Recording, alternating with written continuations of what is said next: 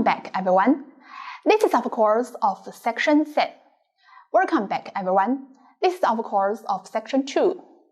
When any factor that influences buying plans changes, other than the price of the goods, there are change in demand. Figure 3.2 illustrates an increase in demand. When demand increases, the demand curve shifts rightward and the quantity demands at each price is greater. There are 6 main factors which can change demand. First one is prices of related goods. The quantity of energy bars that consumers plan to buy depends in part on the price of substitutes of energy bars. A substitute is a good that can be used in places of another good. For example, if the price of energy drink rises, people buy fewer energy drinks and more energy bars. The demand of energy bars increases. A complement is a good that is used in conjunction with another good. Hamburgers and fries are complements, and so are energy bars and access. If the price of an hour at gym falls, people buy more gym time and more energy bars. The second one is expected future prices.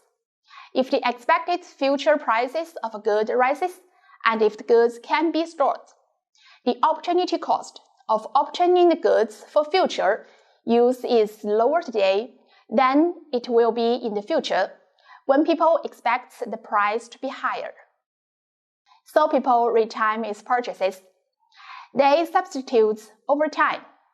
They buy more of the goods now before its prices is expected to rise, and less afterwards. So the demand of the good today increases. For example, suppose that Florida frost damages the season's orange crop. You expect the price of orange juice to rise. So you will fill your freezer with enough frozen juice to get you through the next 6 months. Your current demands for frozen orange juice has increased, and your future demand has decreased. The third one is income. Consumers' income influences demand. When income increases, consumers buy more of the most goods, and when income decreases, consumers buy less of the most goods. Although an increase in income leads to an increase in the demand of most goods, it doesn't lead to an increase in the demand for all goods. A normal good is one for which demand increases as income increases. An inferior good is one of which demand decreases as income increases. As income increases, the demand for air travel, a normal good, increases, and demand for long-distance bus trips, an inferior good, decreases. The fourth one is expected future income and credit. When expected future income increases or credit becomes easier to get, demand for goods might increase now.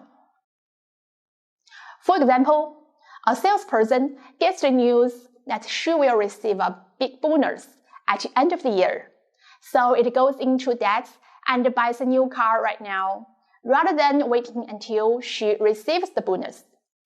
Population demand also depends on the size and age structure of the population.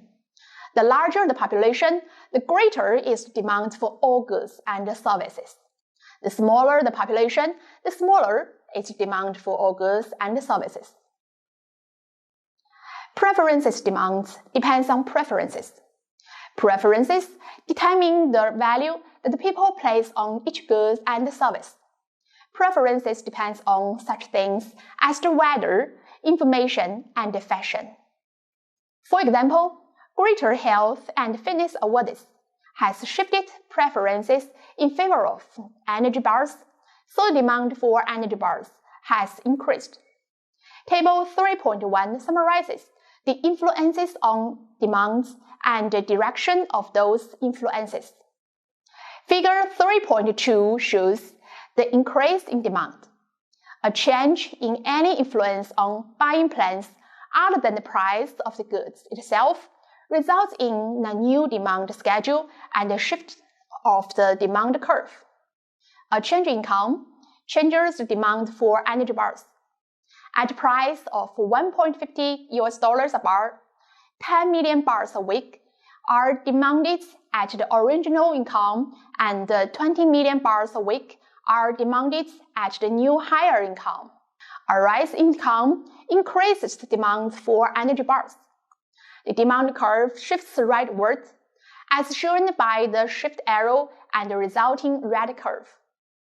Then, let's talk about the difference between change in the quantity demanded and the change in demand changes. The distinction between the change in the quantity demanded and the change in demand is the same as that between the movements along the demand curve and the shift of the demand curve.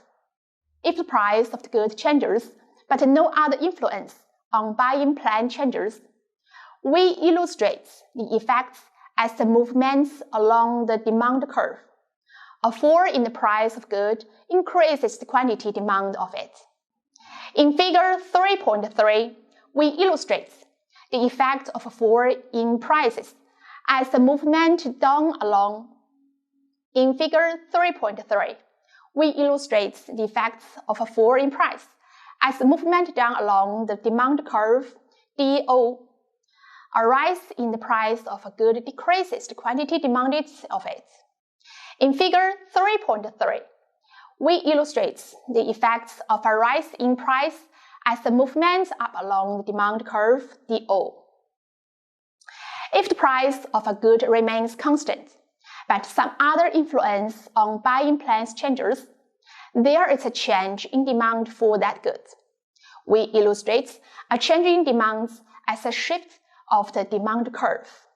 For example, if more people work out at a gym, consumers buy more energy bars regardless of the price of bar. That is what a rightward shift of the demand curve shows. More energy bars and demanded at each price. Above all the contents of the second section. Thanks for your attention.